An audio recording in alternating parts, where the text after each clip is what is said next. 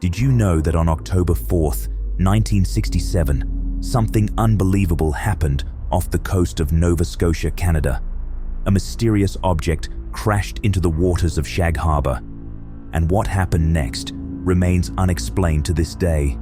It was a clear and quiet night. The small fishing village of Shag Harbour was settling down. Shops were closing, streetlights flickered on, and fishermen prepared for the next morning's catch. No one had any idea that they were about to witness one of the most baffling UFO encounters in history. At 11:20 p.m., multiple witnesses saw a bright, glowing object streak across the sky. It moved at a strange angle, descending too slowly for a meteor, but too fast for an aircraft. And, the most unsettling part, it made no sound at all. Then, impact. A loud crash echoed across the harbor. The object had hit the water, but instead of sinking immediately, it floated, emitting a faint, yellowish glow. Laurie Wickens, a local teenager, saw everything.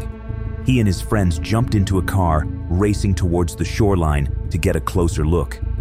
As they reached the coast, they weren't alone. Other witnesses had gathered, staring in disbelief at the strange light on the water. For about 5 minutes, the object remained motionless. Then, it started moving. Slowly, it drifted further out into the ocean, sinking beneath the waves before disappearing completely. Within minutes, the Royal Canadian Mounted Police were on the scene. Reports of a possible plane crash had already spread. The Coast Guard was notified. Local fishermen launched their boats, scanning the dark water for wreckage or survivors. But they found nothing. No debris, no bodies, just an eerie yellow foam lingering on the surface. By midnight, the Canadian Navy had become involved. A full-scale search operation was launched. Divers explored the seabed. Rescue teams scanned the coastline. Hours turned into days. Yet not a single trace of the object was found.